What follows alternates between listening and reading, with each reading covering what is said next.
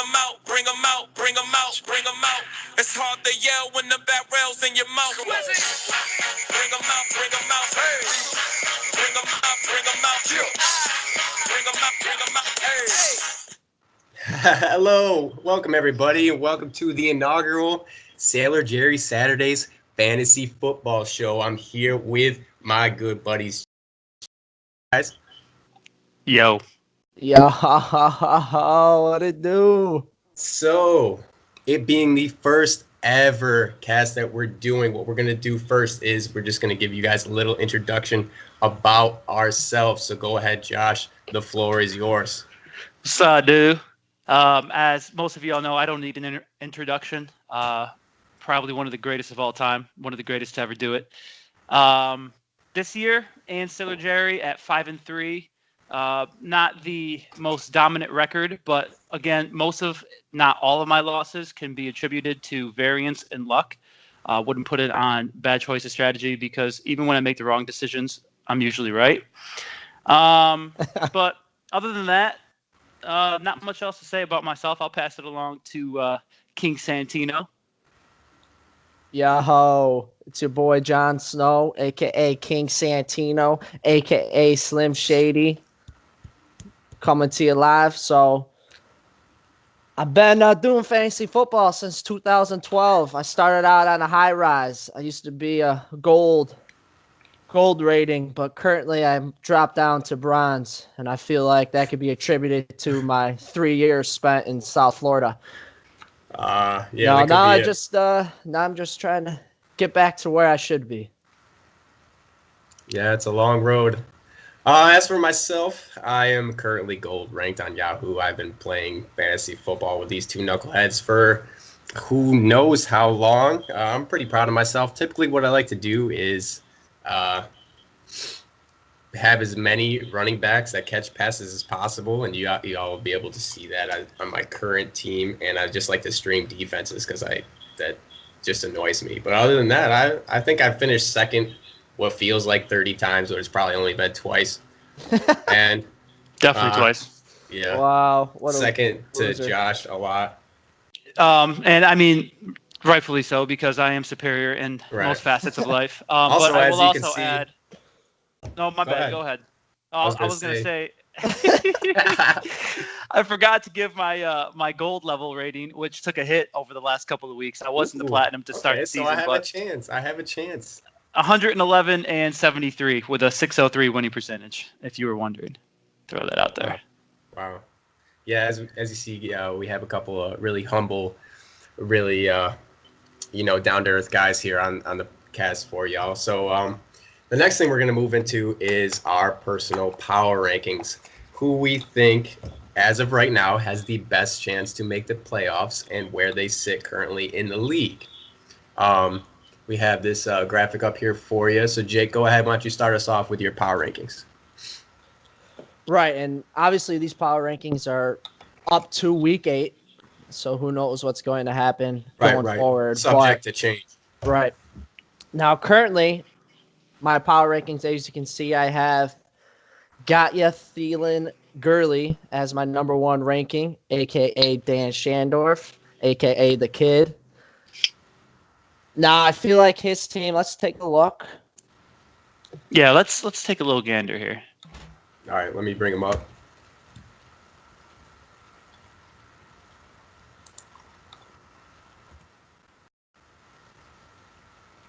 Got you, Theon. I got to say, that's probably the least creative team name that Dorf's come up with in the last decade. But it's also the most applicable because he also has Thielen and Gurley on his team. Yeah, but the problem you got to is, give him points for that. He's still got a picture of Rex up there. That doesn't make any sense. Well, he's a Bills fan. I mean, he doesn't have any sort of reason or logic in his brain, so you can't blame him. All right. I'm going to pull up Gotcha Thielen Gurley here. Now, as far as obviously number 1, he has the number 1 running back. He has the number 1 wide receiver. Right. That's part of the reason why I put him so high. But he also has Matt Ryan as his quarterback. Obviously, who is currently number 5. Right.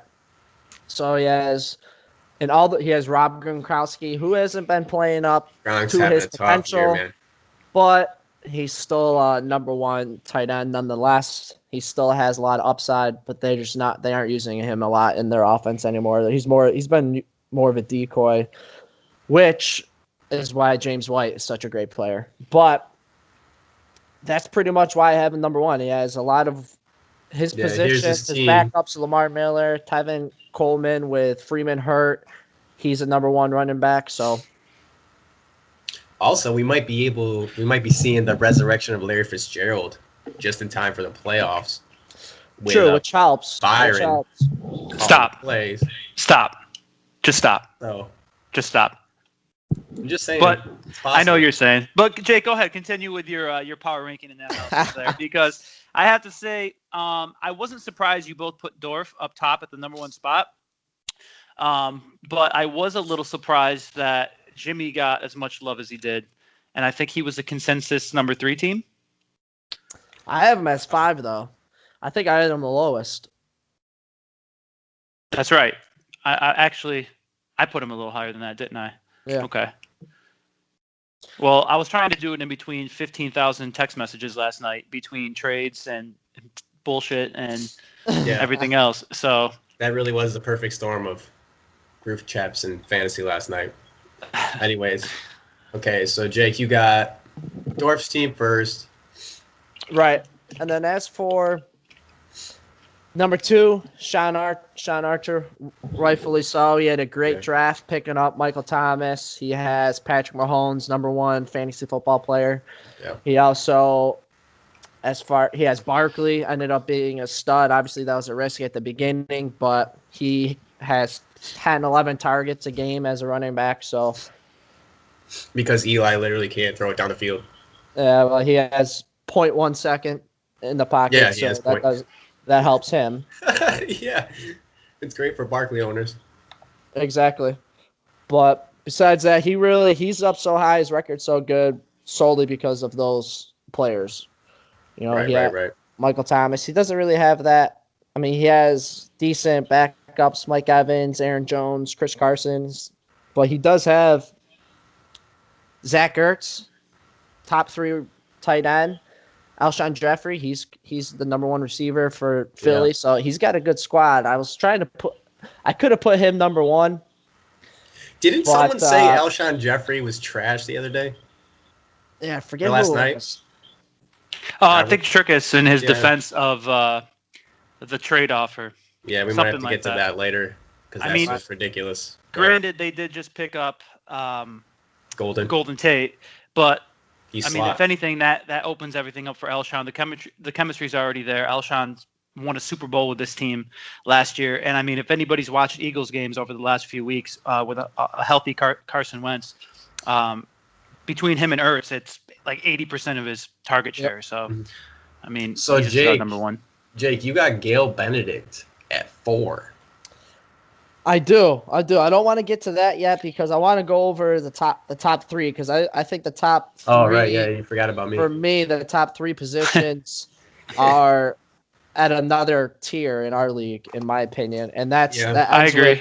Absolute units. That's you, Keith, solely on the reason. Well, as I was making this rating, you had 5 running backs. Currently, you have 4. But after the trade that we did, if you didn't see that, Josh, but. Yeah, what are you guys talking about? What trade? He's sending me Marvin, and I'm sending him Kenyon. Take a look at Marvin who? Marvin Jones Jr. for Detroit? Yeah. For Kenyon Drake. Yep. Straight up. But in my defense, that's his 5th running back. He has James White, Ezekiel Elliott, James Conner, and Adrian Peterson. And Marlon Mack. AJ Green, T.Y. Hilton. Oh, yeah, and he's got Marlon Mack. He's got AJ Green, T.Y. Hilton, Julian Edelman. He's got O.J. Howard as the running back, as his tight end, and he's got Deshaun Watson, who has a high ceiling. He's got a solid lineup. So that's why he rolls out my top 3 in that top tier. From there, we can go on to, Gail Benedict, which is a.k.a. Tricolate, a.k.a. Trip Nip. Tricase. Now, Gail Benedict, Kiss the Baby, Slam Pig Inc. which is yours truly, Jaquan, Josh Fidelli. I feel like them, along with a couple other teams I had ranked underneath that. I feel like they're all kind of around the same tier, but they could all be switched out essentially, depending on the week and the matchup and things like that. But Out of those bottom three, any team that stands out to you that you think is gonna has the potential to make it into the top three after this weekend? I mean, based off of record alone, that would have to be Jimmy. Yeah, that would be Jimmy, right? And I think one of our highlight matchups of the week would be Josh, because Gail Benedict, his record's 3-5, but if you look at his total points scored, I think he's top 3 or 4 in the total. Yeah, points his team has the potential to go off. He has a good squad. He's got Melvin Gordon, who's a stud, Mark Ingram, Sony Michelle, like Devontae Adams, Stephon Diggs, Cam Newton. Yeah. He's got a decent squad. I think his team's better than his record. And that's why I put him fourth, because I feel like he has the most potential to actually make the playoffs. Okay. All right, Josh. You got Sean Archer at 1. Absolutely. I think it's really clear cut who the number one team in this league is. I know you both put Dorf up there, number 1. Got you, Thielen Gurley. And again, I mean, Jake made the point. He's got the number 1 running back and the number 1 receiver in fantasy football this year. I mean, you can't argue that. Statistically, it's proven with Gurley and Thielen. But it's the mansion made out of glass. I mean, he is one core injury away from really being in a tough position. Besides Thielen and Gurley, Matt Ryan, statistically, he's been pretty solid all year. Keith, you made the point, top 5 quarterback, but he's shown inconsistency. And they've had a ton of injuries. And with that record at 2-5 or 2-6, whatever they are, they do have some tough matchups. For the rest of the season. You look at his running back situation, Lamar Miller and Tavon Coleman, really not the greatest, and he doesn't have anybody on the bench really to back that up. You could say Nyheim Hines, but I don't know. Gronk, you guys touched on it again as well. He's been banged up all year, used more as a decoy, if anything. Yeah. Not the same Gronkowski who's dominated in the past. Plus now with Josh Gordon there, you got Edelman back, you got James White, you got Sony Michel in the running game if he can come back healthy. Gronk really kind of has a lot of mouths to share with in that offense. So again, Dorf's team it's strong because of those 2 players, and that's why I put him at number 2 overall. Because when you look at Basil's team, I mean, this week, as an exception, he does have a lot of guys on a bye. Yeah. But when you look at his team from top to bottom, he's got Patrick Mahomes and Andrew Luck, the number 1 and the number 2 scoring players in fantasy this year. Okay, right. Top 2 quarterbacks. He has Michael Thomas, Mike Evans on his bench. Alshon Jeffrey this week with a bye. Jake, I think he referred to kind of like a backup or a secondary player, Mike Evans. I mean, Mike Evans is an absolute stud. And now with Ryan Fitzpatrick back at the quarterback position, I think all those they both in that played a offense lot gets better a with boost. Fitzmagic out there. Right. They both did. And just to clarify, I meant his backup wide receiver, like his number 2 on his team. Oh, okay. Gotcha. His running back situation this week with Chris Carson and Aaron Jones might not look the strongest.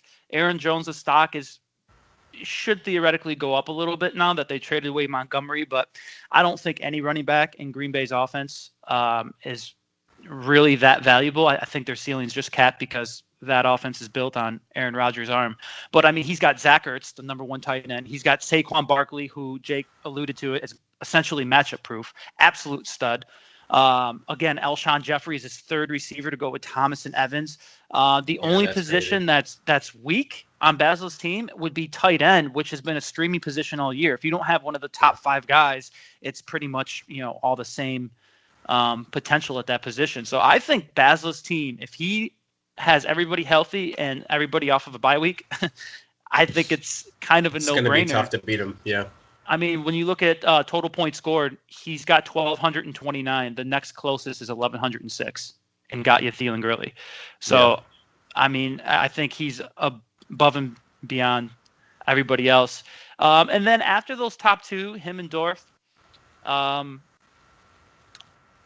Jake made a good point. I think there's a smorgasbord of teams, probably 4 to 6 teams that are all on the same tier. Although I regardless of the record, when you look at Gail Benedict, he does have probably the third best overall. He's like right in between top tier and second tier.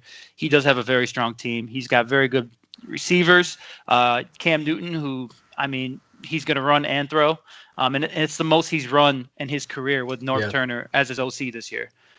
So they're really. And if you remember last year, Cam Newton in the second half of the season went absolutely crazy, went nuts.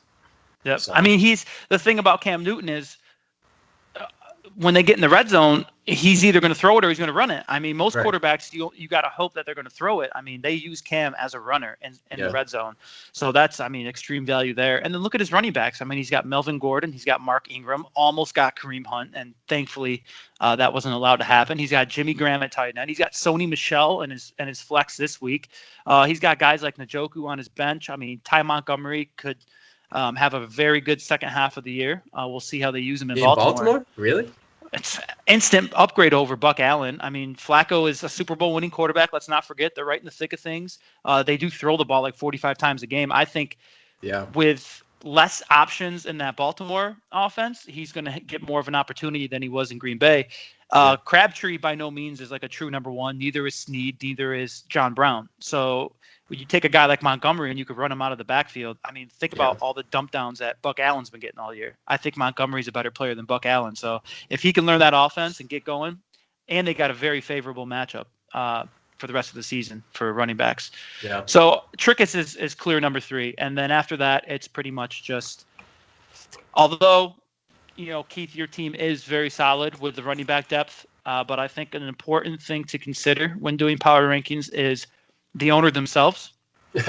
And I think strategy and, you know, when it comes to making decisions, you're probably one of the bottom 3 owners in the league. So that's just my opinion. Yeah. Just throwing that out there. That's fine. You can't deny that the late James Conner pickup wasn't the most genius things to ever happen this year. I don't think you could say it's genius because he was an obvious handcuff after last season. No, I mean, it was consensus. It's not like he was going undrafted in leagues. People were picking him up, especially knowing the situation with Le'Veon. Could have gone either way. So it's not genius, but it's worked out for you so far. Looks pretty good. Good for you. Yeah. All right. So let's see here. My rankings. I got you Thielen Gurley at 1 currently. Mostly because of what we talked about. I mean, having Todd Gurley and Adam Thielen on your team right now is absolutely ridiculous. The thing I worry about him is, and we don't know, we haven't seen any signs about what McVay is going to do, but if we enter playoff season and McVay's talking about sitting the studs, I would worry about that if I was a Rams owner of any player. If you're entering the playoffs in your fantasy league and Sean McVay decides that he's going to roll out the B squad, that's going to hurt. I don't think that will happen. But if they're going to go for the undefeated record or whatever they're going to go for, or he's just going to say, you know, we're going to stay hot all the way into the playoffs, it's not an issue. I think McVay says we're going to stay hot. We're going to roll into the playoffs starting everybody. I don't think he has the type of personality to bench people like that, but it's always in the back of your mind as far as injuries are concerned, if you're already guaranteed a playoff spot like the Rams assumingly will be. Well, let me ask you this, and this is a question for both of you too, because you both have got you Thielen Gurley number 1. I mean, just look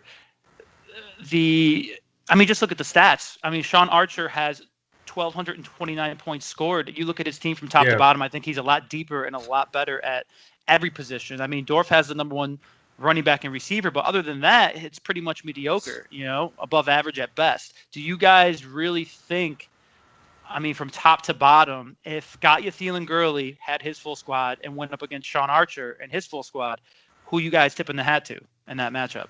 Ooh. I think it's got to be Sean Archer, and hence why I put him number 1. Strong case for I think it could go either way. I think it's a toss up at this point, just because of how dominant Adam Thielen and Todd Gurley have been. They truly can carry a team, which I think is what you're saying with Dorf, is that like without those two guys carrying him, he's not in the same spot that he is right now. Basla, I mean, he's, essentially the Every silent. position. Yeah, he's the silent assassin of our league. He's literally, he has a record for 5 or 6 texts within our conversation this past week for the first time in like 4 years. So thanks for tuning in and talking to us there, Joey. We appreciate it. And your team is great. Now, the other thing I would like to bring up, number 3, I have Jimmy. And correct me if I'm wrong, but Jimmy has gotten to his spot with the least amount of waiver transactions. Is that true? He drafted very well. He drafted very well.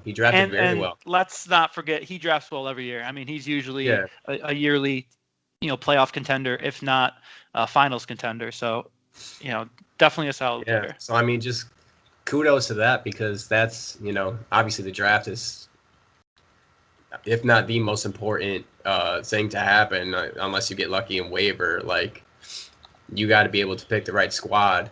And Jimmy does that pretty consistently here. So that's why I have him at 3. Myself, I like my depth, obviously, at running back.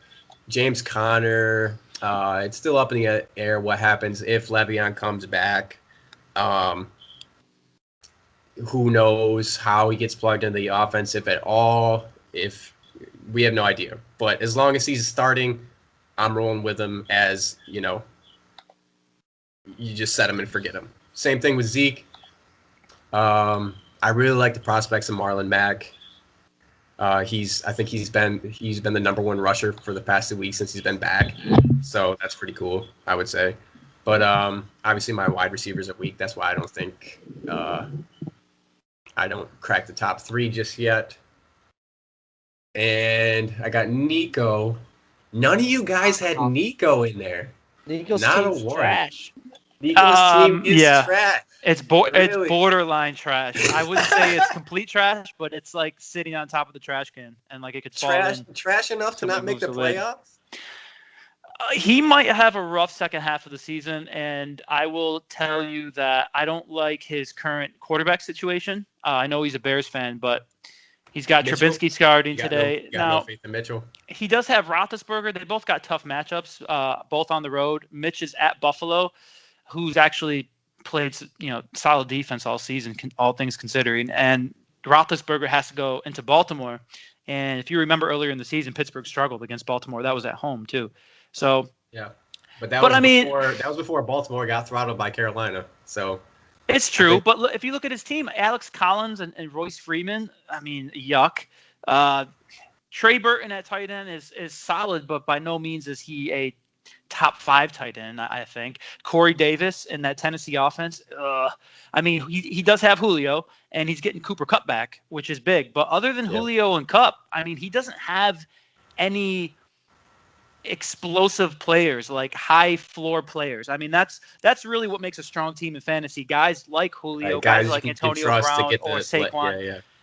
Where their bad games are like 15, 16 points. Like he only has maybe 1 of those guys. Yeah. 2 if Cooper Kupp can come back healthy.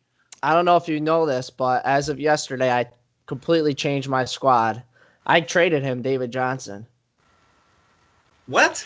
Why? How am I not getting any of these updates? Like, I didn't know that. I know. You gave him David Johnson for who? Odell Beckham. What? Yeah. Odell Beckham and Buck. What happened to the whole we should talk about trades and vote on them thing? Is that just gone now? Look at my squad. It's because the tornado of trade talk yesterday just threw all the rules out the window. I have 2 players that I drafted on my team. My team's completely different. I just last year when I won the league, the only player that was left on my team from the draft was David Johnson, who was on the IR since week 2. That's truth. But Keith, what do you think about that trade? Who do you think won out on that? Jake gets OBJ for David Johnson.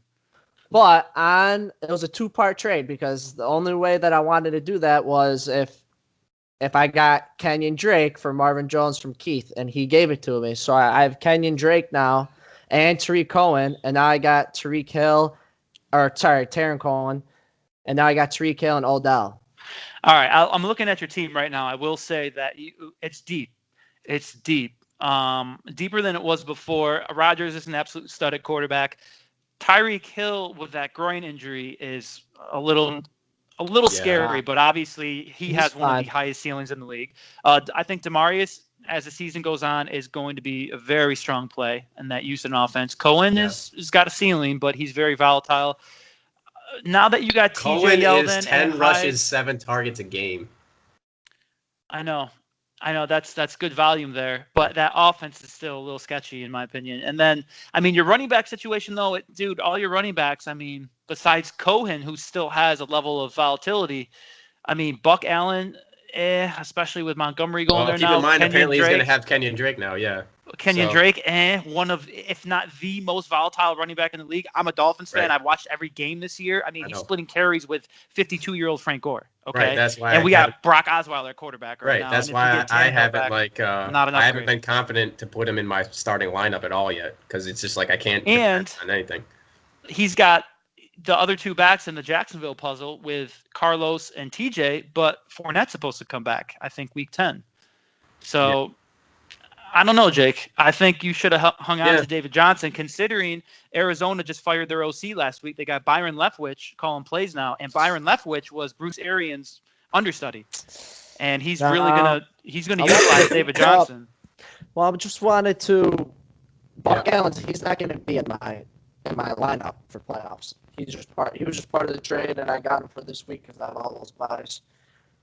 But I have Odell, Tariq Hill, Demaryius Thomas. I think that's a solid wide receiver lineup. And then, my running backs are a little bit more weaker without David Johnson. But Tariq Cohen, he gets 10 targets a game. And Kenyon Drake, he might be a boomer bust. But I think he's worth it.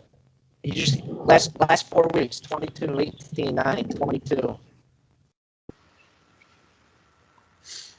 Okay, so obviously that trade that we really didn't even know about is highly controversial. Hope that works out for you, Jake. Thanks, buddy. Because, I don't. I don't really, but who knows? Okay. So next thing we're going to get into is the weekly matchups. We're going to break down each game here and really talk winners and losers and potentially see where this league's going to head into the future. First matchup we got here is the number 4 Absolute Units versus the number 6 Slam Pig Incorporated. I believe, Jake, you have the breakdown of that one. I do, and before we get started on the breakdowns, I just want to add that what we're going to focus on first is the top 3 matchups that we feel as a trio here that are going to impact going forward. So the matchups that are going to impact possibly the final 6 teams. So the first one that we think is the most impactful this week is that 6 against 4 matchup, which is Slam Pig Inc. against Absolute Units. And Keith, if you take a look, bring that up, that matchup that's at the top there. Yep. But first off, what I would like to do when I review matchups is I like to break it down position-wise, just to see first how they match up position to position, and then kind of get the overall feel after that. So, like most matchups, the quarterback, the kicker, the defense, more often than not, they're kind of a wash. And I think that in this specific matchup, that's the same thing. The main positions, though, I want to go over them. So first we'll start with the wide receivers. As far as the wide receivers, I think Fideli has the advantage with this one, which is Slam Pig Inc. He does have Antonio Brown, which is obviously going to do Antonio Brown things. He's gonna be Antonio Brown, so nothing to worry about that. And then Deshaun Jackson, I always feel like they undervalue his projected stats, because if you actually look at his stats, they always say it's like 7. They're projected to get 7 or 8 and things like that. But he always gets at least double digits, and I don't see him getting less than 10 at this. And his upside is way more with Fitzmagic throwing him the ball. Right. Agreed. Now Fitzpatrick's there, so I feel like he's gonna minimum get 10. Kerryon Johnson, they're starting to switch. Detroit, they're starting to first off, sorry, that's running back. So wide receiver, obviously, I think he has the advantage over Crabtree and Julian Edelman. Even though Julian Edelman is obviously a main focus of the Patriots offense, but I still think Slam Picking has the check mark on that one. Now, if we go to running backs, I think it's the opposite. I think, which is absolute units, strong point, they have a good running back core. James White turned into a 9th-round draft stud, gets 11 targets, 8 catches a game. That's not going to change. Ezekiel Elliott, I think he last week or before the bye week, he had below 10 points for the first time ever in his whole because the Redskins career. have quietly shut down every single running back they've come against this year. Yeah, so I think that's going to be different on against Tennessee. He's going to, both of them are good for 20 each possibly. So compared to Kerryon Johnson and Latavius Murray, which are both good running backs, I just feel like White and Elliott are obviously the better choice. Johnson, Detroit's starting to get a running game more now, and Kerryon Johnson, I think, is gonna be a stud. His stats over the last, I think, since week 2 have hit double digits, if not more, for fantasy points. Yeah. Latavius Murray, with Dalvin Cook out, he's gained 20+ points, but they're saying they're gonna play Dalvin Cook in a partial role this week, as far as they're gonna just limit his carries. So I think even when Cook comes back, he's obviously injury prone. I think Murray's still going to have a role in that game because he's been doing too good to have him not. And he's 6'3", he's a giant back. So I think Section 3. I think he's good. But for the tight ends, Section 3 high school. Yeah, baby. That's right. Section 3. The only person that could tackle Murray was Fideli on our football team. Well, I didn't play that year. Fideli wasn't there. It was Dorf with his one arm, but he did a decent job, I guess. One-arm Dorf. And then once they realized that, they just blocked Dorf, and then he decided to have 250 yards in one half and 4 touchdowns. Yeah, anyways, that's about right. And then we go to tight ends. Obviously, Fideli has a little bit of advantage because Kittle already played Thursday night. Yep. He put up numbers. He put up 17.2 compared to his projected 10. But it's not to say O.J. Howard can't do the same thing. So I'm still going to mark that off as a wash because before the week started, I probably would have had that as a wash, even though I think Kittle's better. But you never know with tight ends. Now, obviously for the flex, I think Keith has the check mark there. So he's got James Conner and he's got over Doug Martin, who didn't have a good week. But even regardless with that game Thursday, I feel like Conner would be the better option either way. So I have 2 check marks to Fideli's 1. And also I think overall Keith's got this matchup. I think Keith finishes winning by double digits. He's 6th. He's going to be 6-3, and Fideli's going to be 5-4. And Jon Snow is going to be creeping up on him. Jon Snow's going to die for a second time and not get revived this time around. That ain't happening. Hey, don't ruin Game of Thrones. What's the next matchup? Let's see here.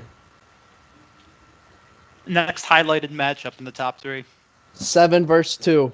Yeah, it'd have to be 7 versus 2. And Let's pull it up here. That is. I got that one. Yeah. I got the 1 and the 2 seed this week. Looking at this matchup here, here, hold on, let me pull it up.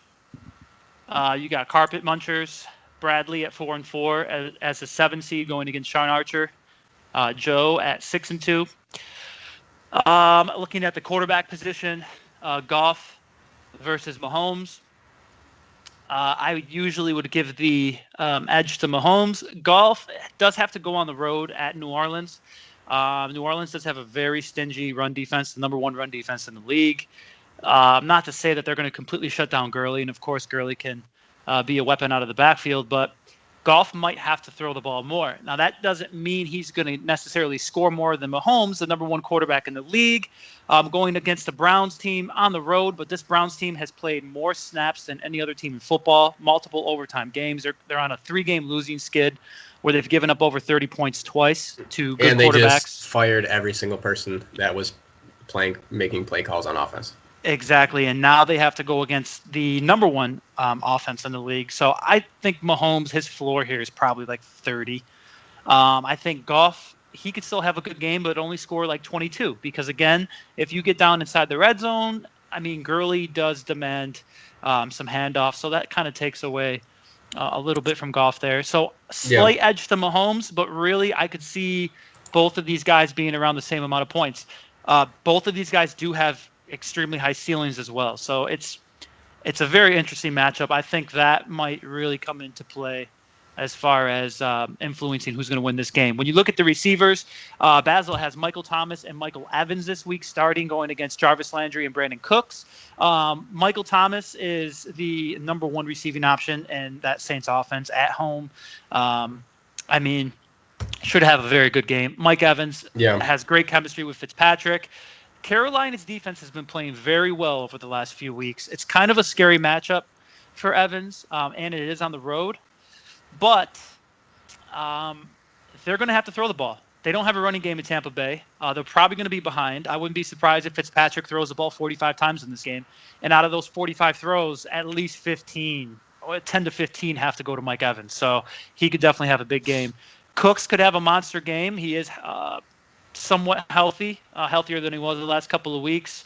But Landry being the only weapon on that Browns offense. Does Cooper Kupp coming back take away from Cooks? It does a little bit. But I mean, New Orleans secondary is exploitable. It should be a higher scoring affair. So, I mean, Cooks does have a very decent ceiling there. But Landry, I think, being the only main cog in that offense, he's going to get a lot of attention from Kansas City. Kansas City is playing better, and they have more to play for. I think Landry's a tough play because even when he gets his catches, he's not a red zone guy. He doesn't really get touchdowns. When you look at running backs, Basil, because of the buys, he's starting Chris Carson and Aaron Jones for Green Bay, going against Kamara and Crowell. Miami's defense has looked absolutely terrible over the last 4 to 5 weeks. We did shut down Crowell last time we played them, but again, our defense has been terrible, and there's no Bilal Powell anymore in New York. So if Crowell gets 15, 20 carries, he could easily go for 100 yards and a couple of scores. Kamara, absolute stud. Carson and Jones are kind of both but Carson could get a lot of carries. Does have a questionable tag right now, but he should play. Yeah. And Jones in New England, I mean, I still think that offense runs through Aaron Rodgers, so I think his ceiling is capped. I don't really see too many games where Jones is going to go off for 100-plus yards and a touchdown. I think the only way Jones really becomes viable is if he snakes like a goal line TD away from whoever else they may throw. Yeah, or there's a pass interference in the end zone to put the ball on the one and then they hand it off. So I don't see the workload there. I will have to give the running back edge over to the 7 seed in this matchup. And then when you look at tight ends, Rudolph against McDonald, I think Rudolph is the better tight end there, but McDonald is solid. Baltimore's defense at home against Pittsburgh. I mean, that game could be 6-3 final. It could be 30-27. So you don't know where that one's going to go. Yeah. And with Diggs being hurt in Minnesota, I think Rudolph might get a little bit more attention in the passing game. So I'll give the edge to Rudolph there. In the slot, you got Keenan Allen at Seattle going against Frank Gore against the Jets. Gore really doesn't have a great ceiling. I mean, he's consistent. He's going to get you 15 carries. He's going to get you 80 yards, maybe a touchdown. But his projection at 7 points is probably what he's going to finish with. Keenan Allen, Seattle's defense is still tough. They're one of the better pass defenses in the league, especially for fantasy purposes. It is on the road. It is at Seattle, but Keenan definitely should score more than Gore. I don't really factor in kickers and defense just because of the variance in those plays. Yeah.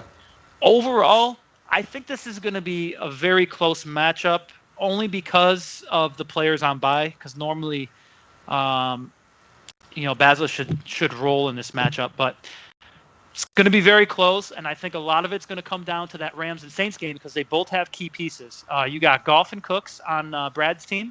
You have Michael Thomas over on Basil's team. I think whoever comes out on the higher side of that matchup, which it is a 1:00 game, I think they're going to have the advantage going the rest of the way because I don't really see any other players scoring big. Let's not forget, I said Goff and Cooks. He's got Goff, Cooks, and Kamara in that game. Bradley does. He's got a good team. A lot of potential for that. He's got a good team, and I thought that for the power rankings, he could have been in around that 6 spot, which is why I made that comment earlier. How it kind of you could switch Absolutely. Switch Yeah, it back I mean, and forth. definitely He's got a sweep it good there. squad. he does, and he's right there at 4-4. The 7th seed currently. Definitely has a strong team, and he's catching probably the strongest team in the league on a good week to play him. With all the buys. Yep. So, if I had to pick a winner for this week, I mean, right now the projection does have Brad as a 57% favorite. I would probably agree with that. I think it's going to be close. It is kind of a coin flip, but I think a little bit of an edge does have to go to Brad this week. But don't be surprised if Mahomes puts up 40, if Thomas puts up 25, Evans puts up 25, and then if he can get one of his running backs to have a solid game, Basil can pull off the win. So, Yeah. So who's your final nod to in that one? I would a slight edge to Brad. I agree with the 57% So you think favorite Carpet Munchers by pull up Yahoo. the upset this week? I don't think it's necessarily an upset this week just because of all the buys on Joe's Oh, yeah, side. because of the bye. So you got But- 7/2. Yes, 7/2. Yeah, I mean, it can be done. All right, so next matchup, would be probably the 3 versus 8, right? That's probably the next most. Well, since I just did one, yeah, because I think 1 versus 5 is an important matchup, but I think it's kind of a clear-cut winner in that matchup. So, yeah, go to the 3 to 8. Okay, so that's that is Jimmy Kiss the Baby at 3, and we have Gail Benedict at 8. So let's see here. Cam versus Phillip Rivers. Cam home versus Tampa Bay. I think that's going to be. That's going to be a shootout to me. I think Phil at Seattle, like you said earlier, their secondary is a lot better than realized. It's in Seattle, one of the hardest places to play. I think 12th man. Yeah, I think Phil still puts up his points, regular. So he probably hits his floor this week, but I think Cam blows him out the water this week. I just think that game's going to be crazy, and Cam's home. He loves playing in Carolina. Me and you have both seen how the city loves him. He just thrives off that. Superman, baby. Yeah. So I give the nod to Gail Benedict there. Devontae versus DeAndre Hopkins. That's a little bit more of a toss-up than you think. Most people, I think, would say DeAndre gets a nod there. They're both on the road. It could be a wash. Yeah. Could DeAndre, be a best wash. hands in the league. Devontae, Worst hands in the league. quietly, no, he doesn't have any. His hands are great.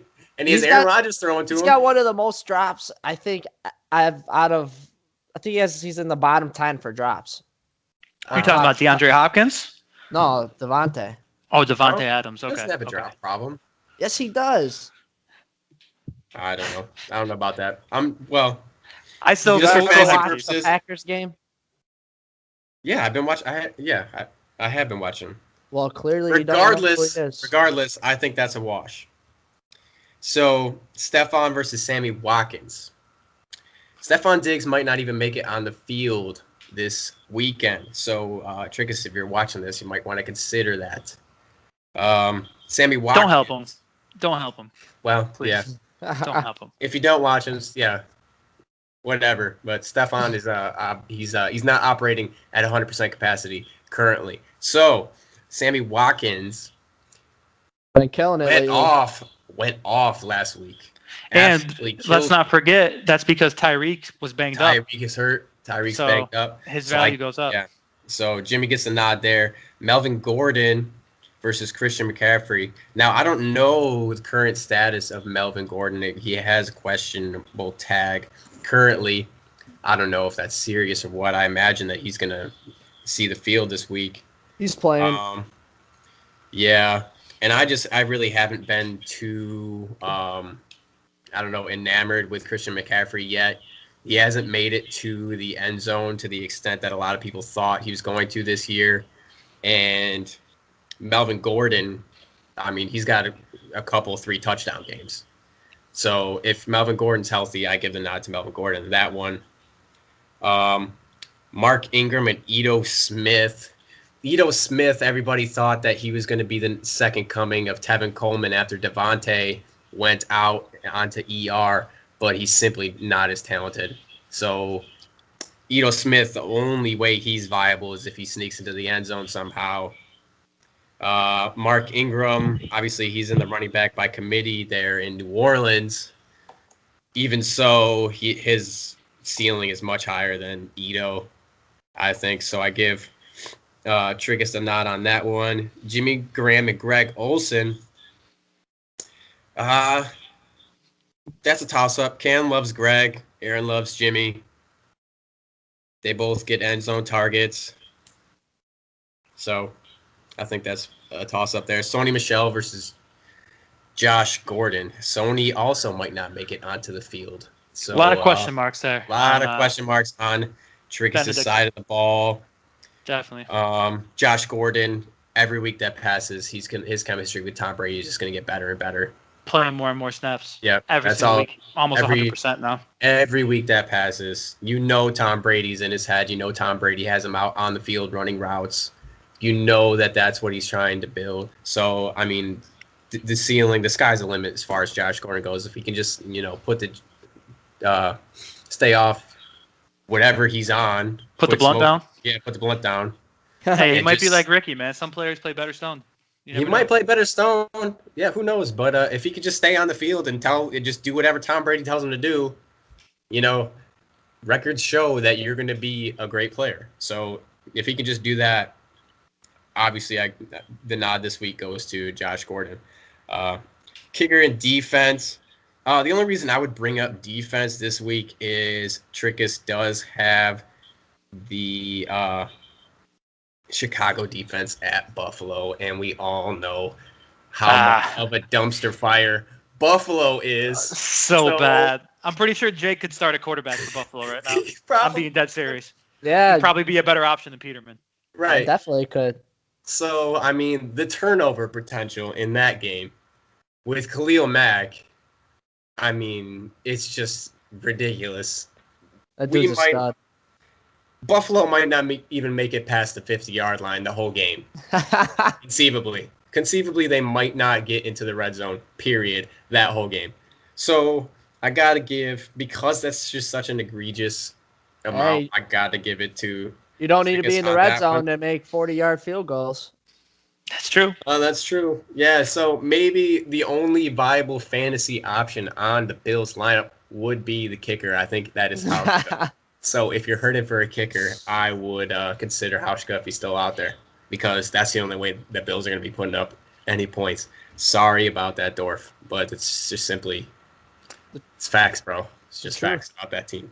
So in the end, I think considering just the overall injury prospects that Gail Benedict is dealing with, I don't think he, even though Yahoo has him projected 12 points more, I don't think he makes those 12 points up, because those projections are based on all of his people being healthy. So I'm going to give the nod to Kiss the Baby this week. I think he takes the W in that one. Nice. I would agree. How about we roll through these matchups real quick, and then for the ones that we've already broken down individually, let the others just give their pick and see if we have any consensus picks across the board here. So, for example, with the 6 versus 4, slam pick versus absolute units, Jake broke it down, gave the edge to you. Keith, obviously, it's you and I going up against each other. We're both but I'm going to pick my team, and you're going to pick yours. I'm going to pick mine. So we'll go on to the next one. The 10 versus the 11, we got a 3-5 Don Juan in 10th, and then it drops to 1-7. At the 11th place against Balls Deep All Stars. Who do you guys think is going to take this one down? Just a real quick. Quinto has a better team. I think Quinto's going to take it down. And John's not doing too good this year. He's had a lot of injuries, and he hasn't come back from them like, let's say, Jon Snow has. Okay. Yeah, I mean, he got bit by the Fournette bug. The only advantage he has is he has Travis Kelce. I say the quarterbacks are a wash. I think Quinto has wide receivers and running backs, and flex is a wash. So I say I agree. Quinto. Yeah, it's hard for me to give Johnny the nod in that one. I'm with Quinto. What about the 12 versus the 9? Casey, Blue Jesus Chicken Wings, holding down last place all year. Going against Jon Snow.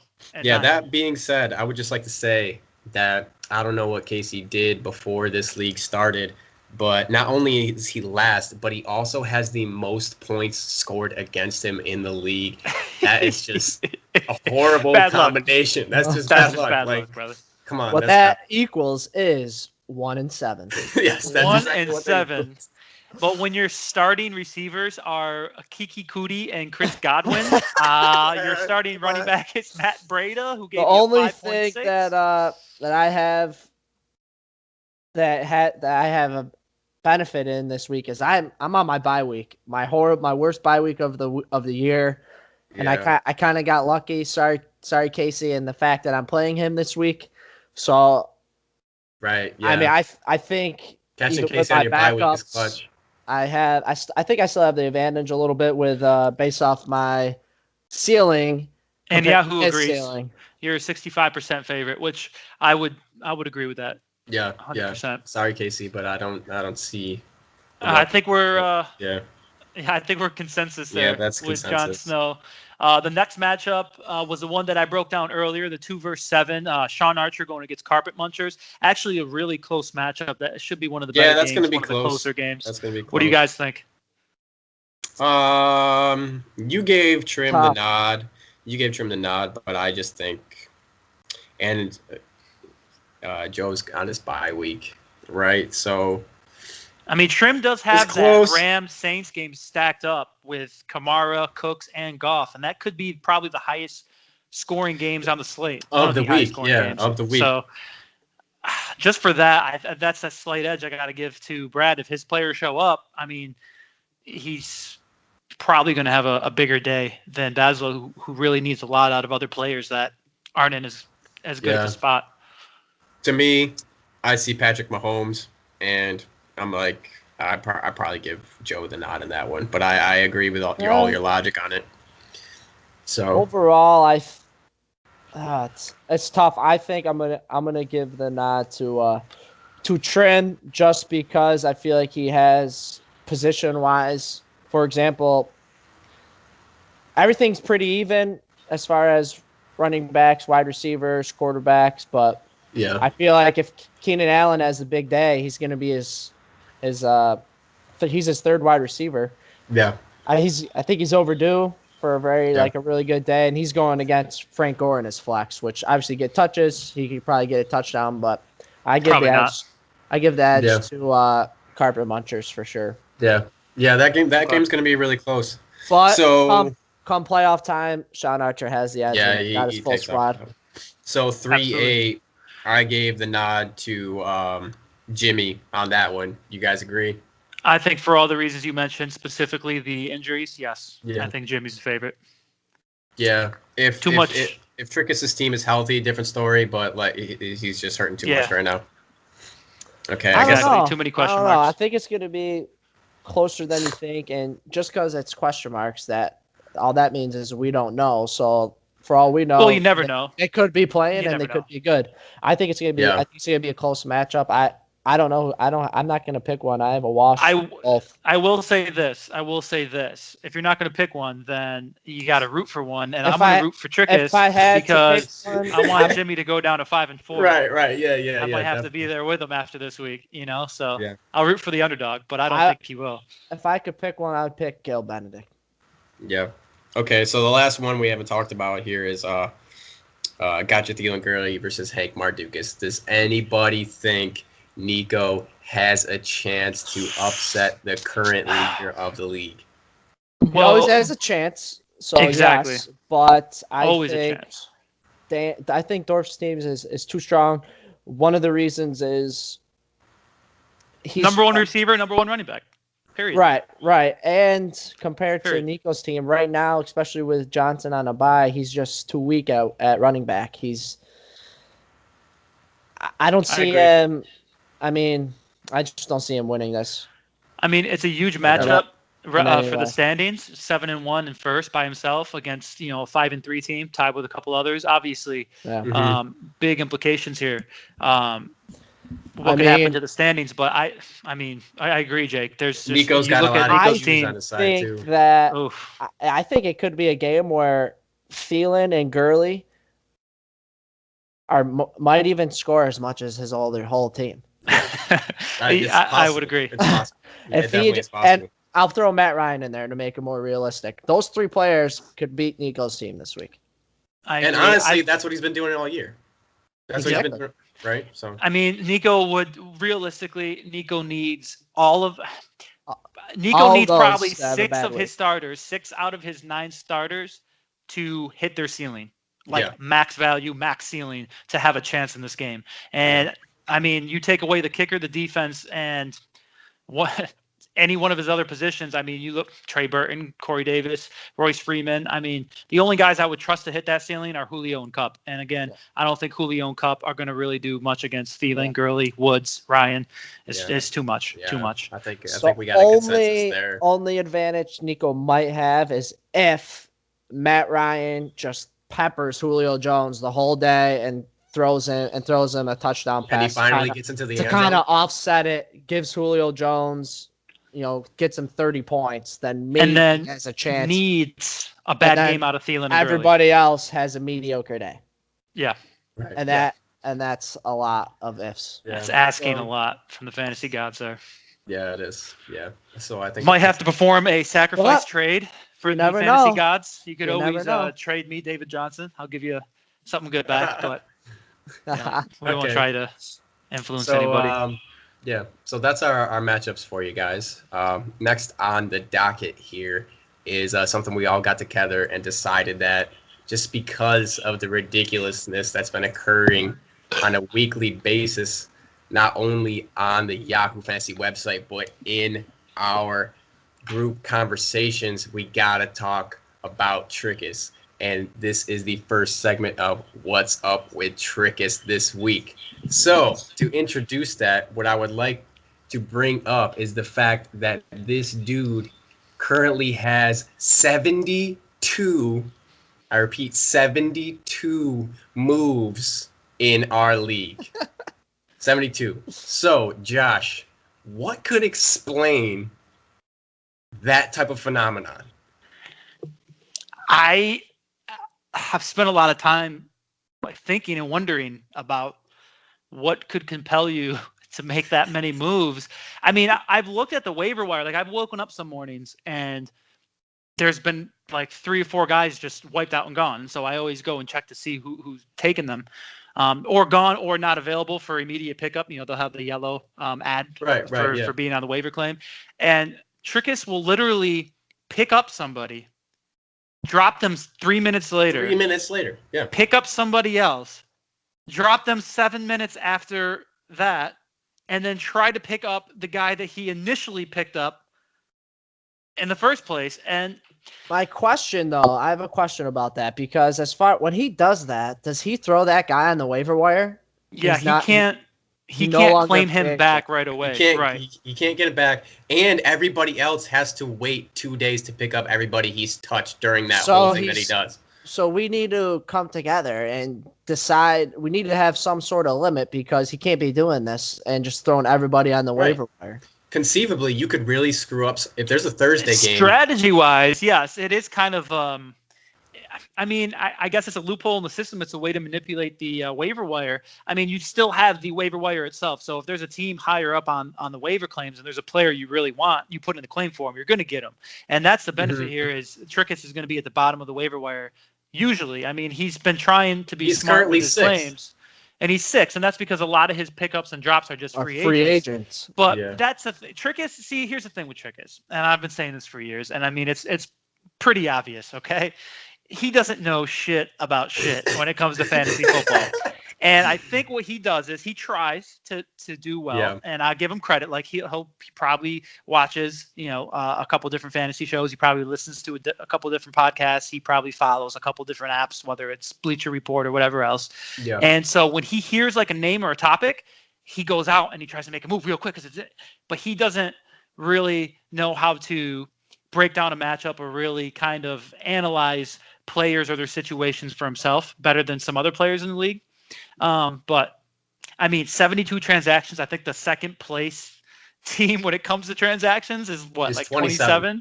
27. I mean, it's kind of, it's ridiculous. It's absolutely ridiculous. It's hilarious. Keep it up, Tricase. I think it's funny. You're never going to win anything anyways, so it doesn't matter. But this week, what's up with Tricase? I'm glad that ridiculous trade. Yeah, got let's talk shut about down. that, guys. Oh my God. Tricase How trying to pull the crazy wool was over that? Casey's eyes, or I think we got to check the Venmo transaction history because there might have been some money sent to Casey last night before that trade. Yeah. I think I might have saw that. Fine. I don't know. Yep, that's what he does.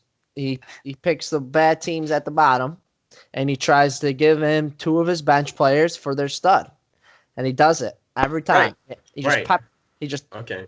He just tosses you trades left. He's and right. That relentless. works. Yeah, that works if nobody's paying attention. He makes I off get like a traded bandit. requests at Or 3:30 if in the morning. someone's desperate because they're Yeah. 1-7 and they've only scored 700 points in the league, up to date, aka Blue Jesus Chicken Wing. Yeah. Yeah, that's just he's in an unfortunate. So do you guys? So that being said, do you guys think there should be a rule in place, like we could call it like a no punt rule, where if you're the last team, and usually every time the last team has one player that's a stud that's just wallowing in sadness, right? So should there be a rule that like second half of the season, nobody who's in the last place spot should be able to trade away their best players? No, No. No. What I think, though, that's I've been not saying that's this not for fair years. to them. You just need to make sure it's a decent trade. Right. So as It's long not- as a trade is fair, Give a Because- stud, get a stud. You know what I mean? Don't give Yeah, a yeah, stud to someone who is possibly has a chance of making the playoffs for 2 of your bench players, and you're going to give one of him which you might not Hunt even play. and Yeah. Melvin Gordon. Yeah. Right. Well, Right. 2 things on that topic quickly. First thing being, I think anytime a trade is made, the most important thing when evaluating it or voting on it as a league, if you have that option, is whether or not it's balanced. You can't look at the positions necessarily in the league because I mean we've all talked about this individually, us outside of this broadcast, that if a team drafts well and has a surplus at a position, Keith, like you for example, you shouldn't be penalized, especially if you're in like a top 3 position in the league, for trading away a couple extra pieces to make your squad better with Right. like a bottom feeder team. You shouldn't be penalized for that as long as the trade is balanced. Now, the second part I was going to go is I think I've been saying this for years. I did this in a fantasy league years ago, and one that I was in. Anytime a waiver transaction is made or a free agent pickup or a move, you charge an X amount. Whether it's a quarter, 50 cents, $1. The league I was in, it was $1. So To every suppress time, what Tricase is doing right now. well, not That's a even good idea. suppress maybe it, but what maybe it does, you think twice. Well, here's the thing, because if Tricase is trying to do it to manipulate the certain players and make it harder to acquire certain players, like you can kind of cheat the system a little bit that way. What Yeah. it does is, hey, now he owes $72 to the kitty, where the next guy only owes 27. So it's going to really make Tricase think, okay, do I really want to put another $1 into this pot? And then what happens is at the end of the year, you add up all of the money that's in that pot. Let's say it comes out to like $200 with everybody's different moves. And then you could split that up for bonuses, whether it's, the highest scoring team on average, who had the highest scoring. You could do positions like the highest scoring quarterback of the year gets X amount. You could divvy it up that way. Receivers, running back.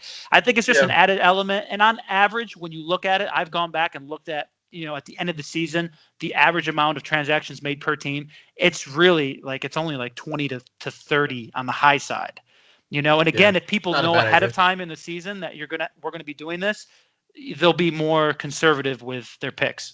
So it's just something. I mean, there's always different things you can do to spice up a league. I mean, there's tons of different ways to play fantasy and season long. So I would be down with that. Yeah, me too. Yeah. So in summation, we could all agree here that just 72 waiver wire transactions is just, I mean, that's absolutely crazy. It's crazy.